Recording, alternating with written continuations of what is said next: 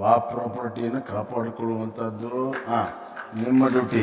Compromise नहीं होना, अगर कॉम्प्रोमाइज हुआ तो हम कुछ नहीं कर सकते, ऊपर वाले देखते रहते। तो जो खुदा का प्रॉपर्टी है वो लूट गया तो, और आप आंख बंद करके बैठे तो लूटने वाले से ज्यादा आप मुजरिम हो जाते हो। On November 4, the BJP held statewide protest in Karnataka accusing the Congress government of engaging in land jihad by seizing farmers' lands under the guise of Waqf properties. The protest specifically targeted Minister Zamir Ahmed Khan with demands for his resignation and the reversal of altered land records. In response, Chief Minister Siddaramaiah criticized the BJP for its contradictory stance on Waqf properties, accusing the party of using the issue for political gain. He pointed out that during the BJP's tenure, notices had been issued for the revocation of Waqf properties in 216 cases, questioning why former Chief Minister Baswaraj Bommai, who had previously committed to protecting these properties, is now making contradictory statements. The BJP's 2014 election manifesto emphasized empowering Waqf boards in consultation with religious leaders and taking steps to remove encroachments from an unauthorized occupation of Waqf properties. This manifesto underscores the double standards of the BJP as their current actions are at odds with their past promises. Siddaramaiah emphasized that the public is aware that this issue is not new.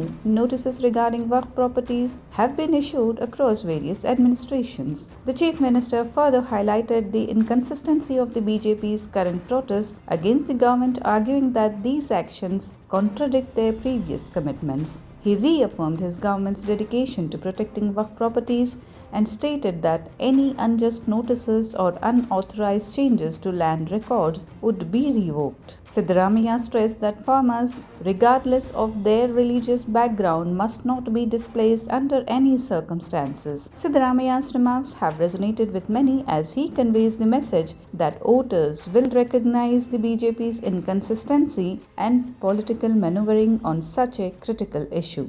ಬಿಜೆಪಿಯವರು ಯಾವಾಗಲೂ ಕೂಡ issues ಮೇಲೆ fight ಮಾಡಲ್ಲ, ಸುಳ್ಳು ಆರೋಪಗಳನ್ನು ಮಾಡೋದು, ರಾಜಕಾರಣಕ್ಕೋಸ್ಕರವಾಗಿ ಪ್ರತಿಭಟನೆ ಮಾಡೋದು. ಈಗ ವೇರ್ ಇಸ್ ದಿ ಇಶ್ಯೂ?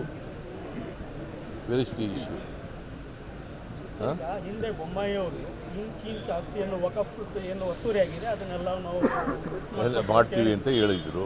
ಈಗ ಅವರು ವಿರುದ್ಧವಾಗಿ ಮಾತನಾಡ್ತಾರೆ. ಈಗ ಯಾಕೆ ವಿರುದ್ಧ ಮಾತಾಡ್ತಾರೆ?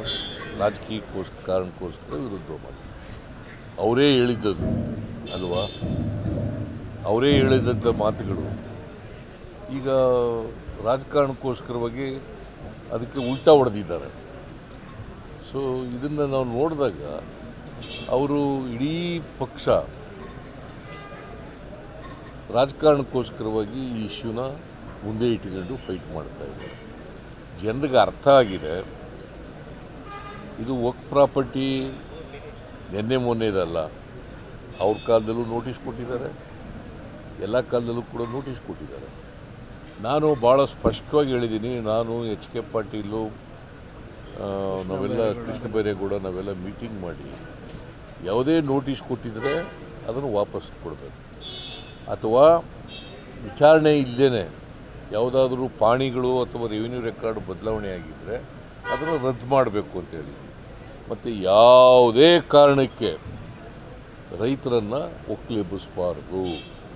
ಅವರು ಮುಸ್ಲಿಮರಾಗಿರಲಿ, ಹಿಂದೂ ಆಗಿರಲಿ, ಕ್ರಿಶ್ಚಿಯನ್ರಾಗಿರಲಿ, ಯಾರೇ ಇರಲಿ, ರೈತರನ್ನು ಒಕ್ಕಲೆಬ್ಬಿಸಬಾರ್ದು.